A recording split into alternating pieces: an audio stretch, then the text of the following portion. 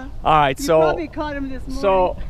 so Rick he's got it all tangled up over there. I'm like, oh, for God's sakes, just don't peg him into the grass. Lower him, give him some slack.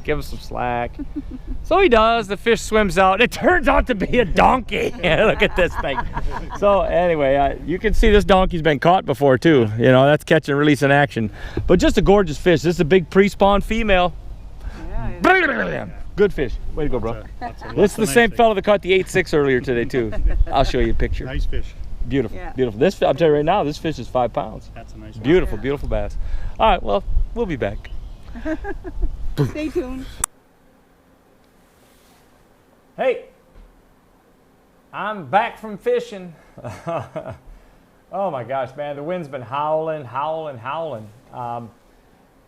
But that didn't keep us from catching them. I've been on a 4-day shiner trip with a couple of guys, well, actually a combination of people from Quebec, Canada. I've actually done several of these trips with the Canadian folk.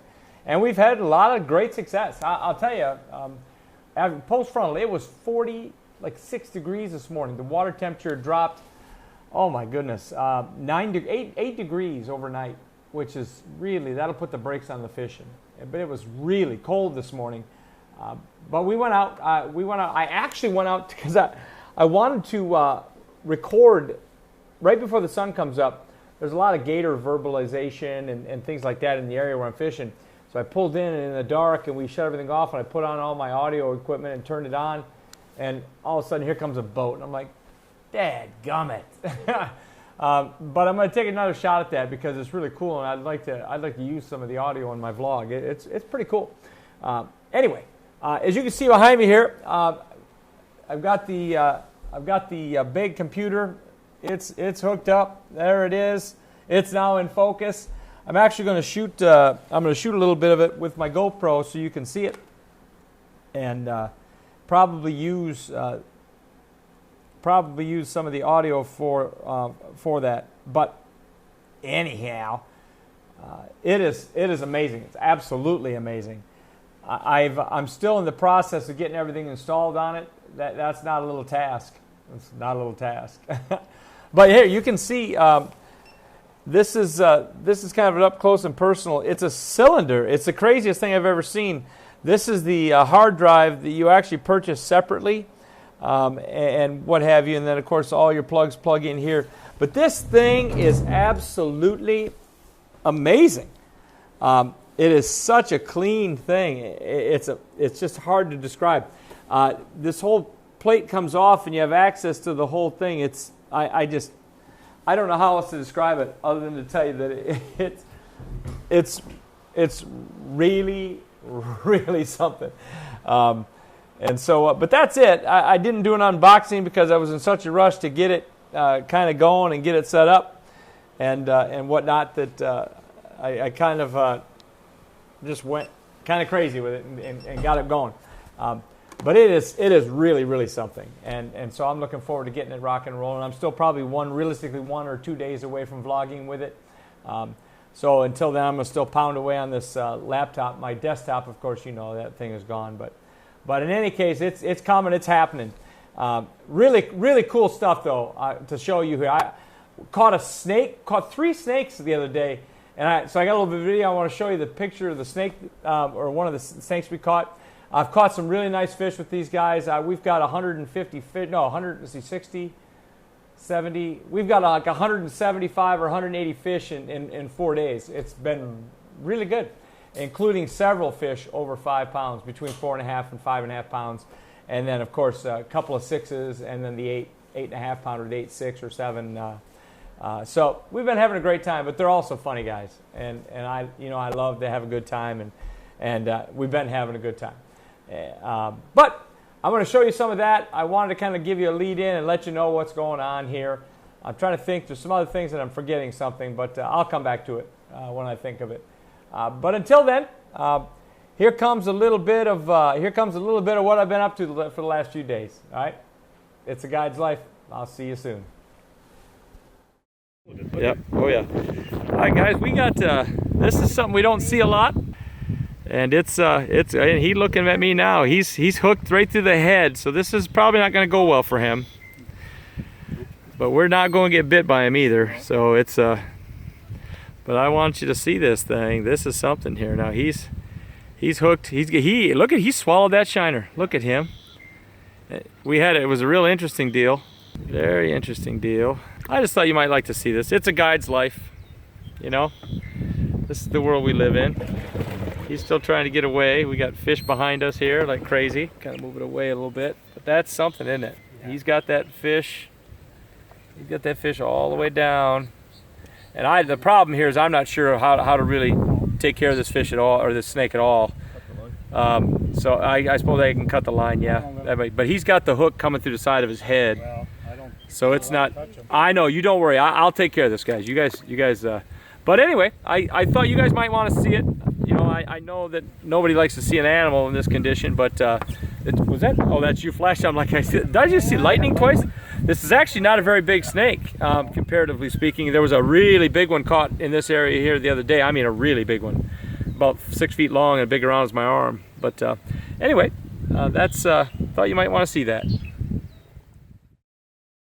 Hey, quick update on the snake. I was able to get a hold of the hook and cut it off with my side cutters, and she swam away. We're assuming, my assumption is the hook didn't go all the way through its skin, so I'm thinking it might be all right.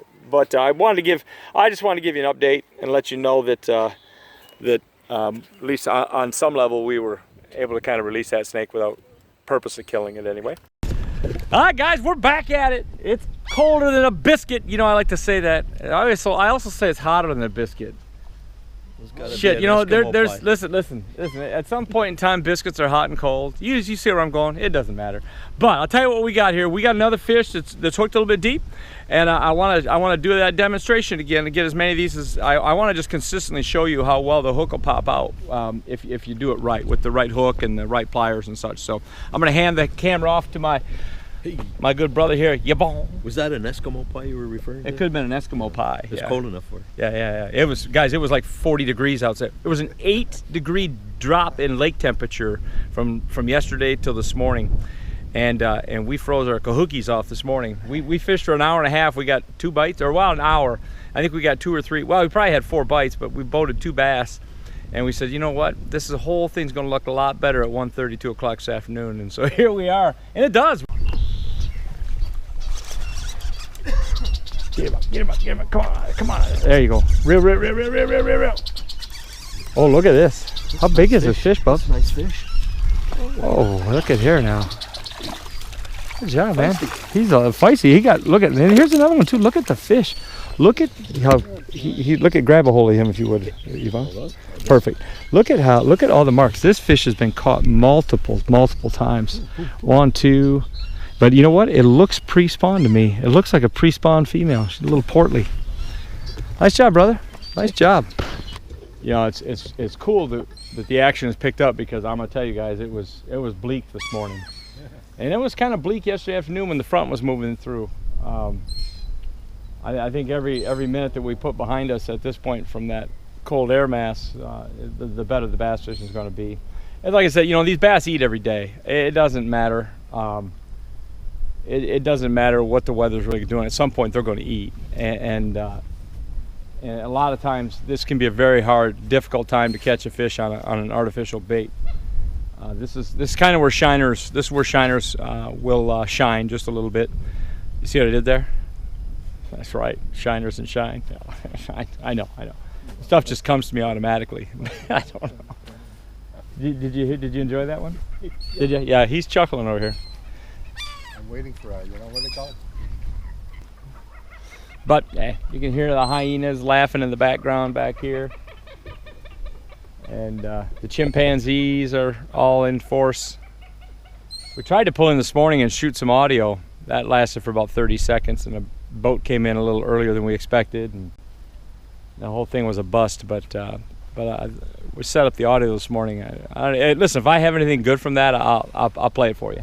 Yeah, that's fine. Well, that you get too disoriented, and people are going to go, "What the hell just happened here?" But did you see that pop right out? And it just climbs right out. And you can see most of it was right in the crusher of the fish, but there's no bleeding.